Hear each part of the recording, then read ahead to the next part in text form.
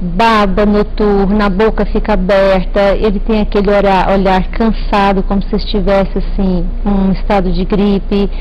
Ele se apresenta cansado porque ele dorme mal, né? E como depois eu acho que nós vamos estar comentando aqui sobre a questão que uma das consequências são as apneias do ponto de vista obstrutivas, né, respiratórias, que levam a um déficit de atenção.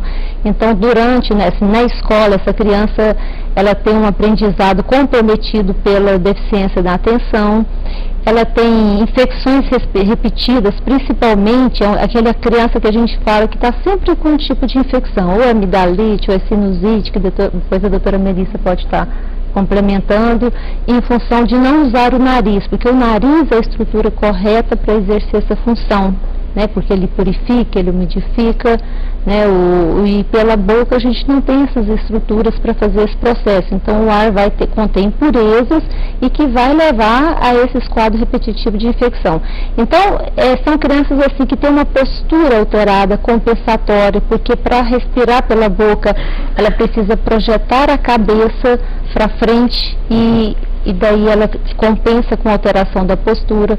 Então não é difícil identificar um paciente respirador bucal. Inclusive, a respiração bucal é apenas a ponta de um iceberg que faz parte de uma grave síndrome chamada síndrome do respirador bucal, que tem sinais e sintomas característicos. Então, quando você identifica um paciente respirador bucal, você passa a ver que todos os demais pacientes que têm essas características, eles têm semelhanças, porque é muito característico. Perfeitamente. Bom, você que está em casa aí, é um assunto muito interessante, embora agora que as pessoas estão assim, alertando-se para esse problema, e depois nós vamos falar aqui certamente como corrigir. Quais são as principais técnicas para esse tipo de correção, para a pessoa parar de respirar pela boca. Nós voltamos já já.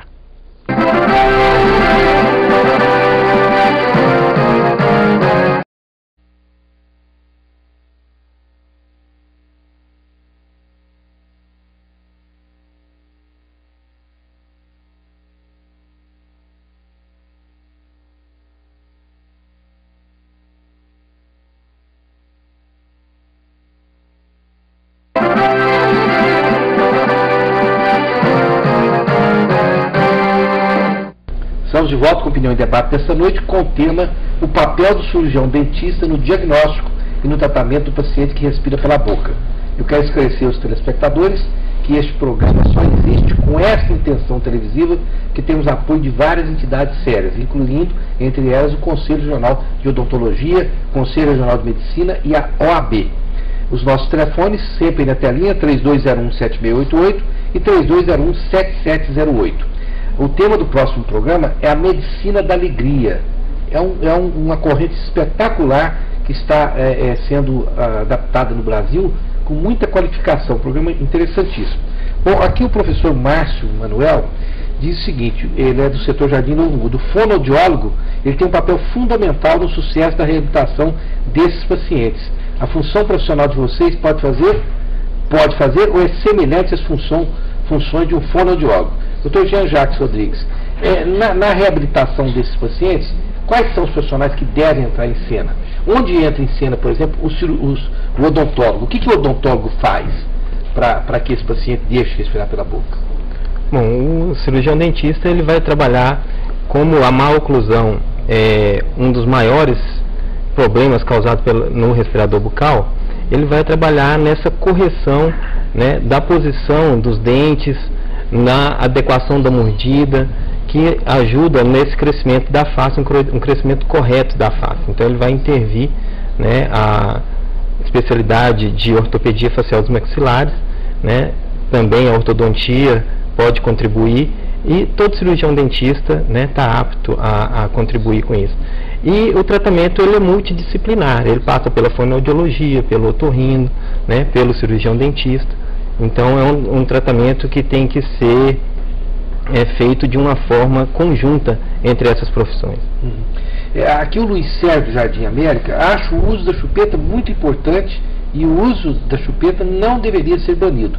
Doutora Melissa, poderia, a senhora como otorrinolaringologista, falar de novo para o telespectador por que a chupeta não deve ser feita? Eu, por exemplo, pelo senso comum, eu acho que evidentemente toda coisa que força o palato, força a boca para frente, a chupeta faz isso, me parece que pelo senso comum eu devo imaginar que ela não é legal, porque ela vai fazer com que a cavidade bucal, pelo menos a parte superior, né, isso aqui vai ficar proeminente para frente, já seria um motivo, não é? Exatamente. Mas só poderia explicar outros, não?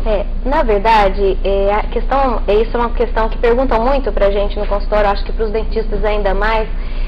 Existe uma questão estrutural também aí, Joseval, uma predisposição, né? Porque às vezes vai pegar um paciente que a mãe fala, mas ele chupou chupeta até 4 anos e a arcada é perfeita.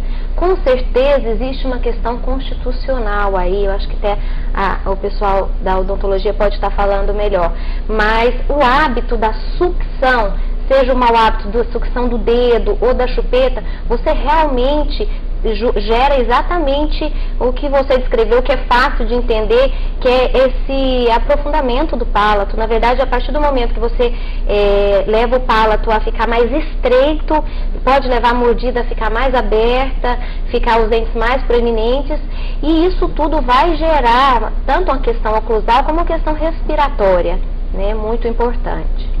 Agora, Maria das Graças, é interessante pensar num psiquiatra da infância, né? Como tratar? É tão difícil tratar na psiquiatria um adulto, né? Porque já tem que você pode conversar, te dar resposta e tudo mais. O psiquiatra da infância não é muito mais difícil, não? É muito mais difícil, sim. Exatamente porque a palavra infância quer dizer sem fala, não é? E quando a gente trata de crianças em psiquiatria infantil, a gente trata de crianças de todas as idades. Quando a criança já adquiriu a fala, facilita um pouco mais. A criança que não adquiriu ainda, é mais difícil ainda. Se a psiquiatria do adulto é difícil, a da criança é muito mais. E por que uma pessoa, quando que um pai ou uma pessoa leva uma criança ao psiquiatra? Quais são que tipo de comportamento requer ir a um psiquiatra infantil? Olha, o psiquiatra da infância trata basicamente os transtornos mentais genuínos, os transtornos de comportamento e os transtornos de desenvolvimento. Eu achei interessante a sua pergunta, porque o psiquiatra da infância ainda continua muito desconhecido. A psiquiatria da infância ainda é muito jovem, o próprio reconhecimento como especialidade. E é muito confundido com a neurologia. Às vezes a criança tem lá um problema de comportamento, é uma criança que tem, por exemplo, uma criança irritada, é uma criança agressiva, e os pais às vezes preferem optar pelo neurologista, não sabendo que o especialista desse paciente é de fato o psiquiatra. O paciente que tem dificuldades de aprendizagem, pacientes que têm dificuldades de atenção, transtorno de déficit de atenção e hiperatividade, é um transtorno que é abordado melhor pelo psiquiatra exatamente porque existe uma série de outras doenças que acompanham o fenômeno. E essas doenças são doenças geralmente ligadas à psiquiatria. Só queria falar alguma coisa, doutora Melissa, nesse assunto? Não? Pois não. Não, eu queria... posso tratar a questão da chupeta? Pode, só que só para falar. Por favor.